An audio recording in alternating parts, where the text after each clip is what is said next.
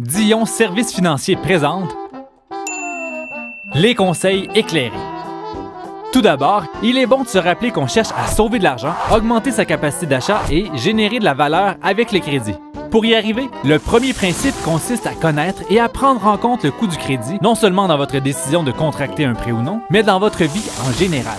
Lorsque vous contractez un prêt, il y a une chose que vous ne devez absolument pas oublier. Le crédit, comme les pommes, les bananes et les ananas, coûte quelque chose.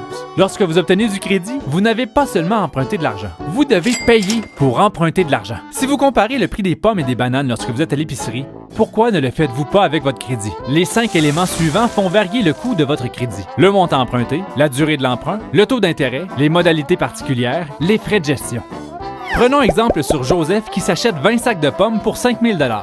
Bon, vous allez nous dire qu'il devrait mieux magasiner ses pommes et vous avez raison. Mais pour les besoins de l'exemple, disons qu'il s'agit d'une variété vraiment très rare. Joseph emprunte 5 000 $ à 8 % d'intérêt sur 3 ans. Au total, combien aura-t-il payé pour son crédit? Joseph aura payé 640 et 56. Intérêt compris, 20 sacs de pommes lui auront donc coûté 5 640 et 56.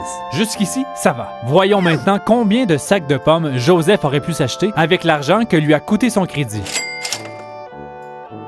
Marie, la blonde de Joseph, aime vraiment beaucoup les pommes et en voudrait 2 fois plus.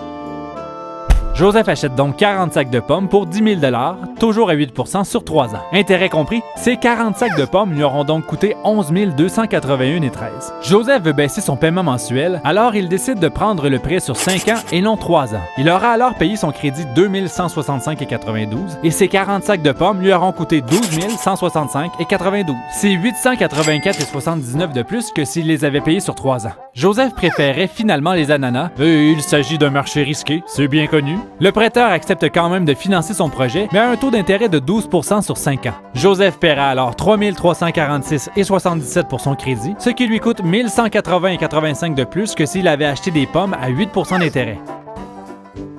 Récapitulons.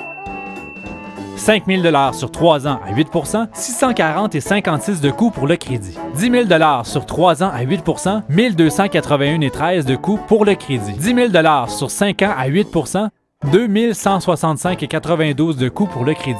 10 000 $ sur 5 ans à 12 %, 3 346 et 77 de coût pour le crédit. On peut dire que nous avons un bon résumé de ce que coûte réellement le crédit selon le montant emprunté, la durée de l'emprunt et le taux d'intérêt.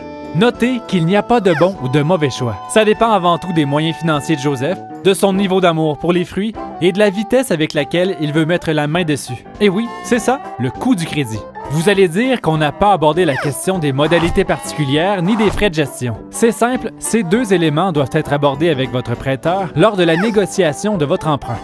Il existe plusieurs manières de limiter le coût du crédit qui valent la peine d'être étudiées. Trop souvent, les gens s'achètent un paiement et ne prennent pas conscience de ce qu'ils dépensent réellement. Nous espérons que cette capsule vous donnera envie de prendre en compte le coût du crédit dans vos décisions financières. C'est la première étape pour sauver de l'argent, augmenter sa capacité d'achat et générer de la valeur. Si vous avez apprécié cette capsule d'information, n'hésitez pas à la partager dans vos réseaux. Prochaine capsule, générer de la valeur. Dion Services financiers, le crédit intelligent.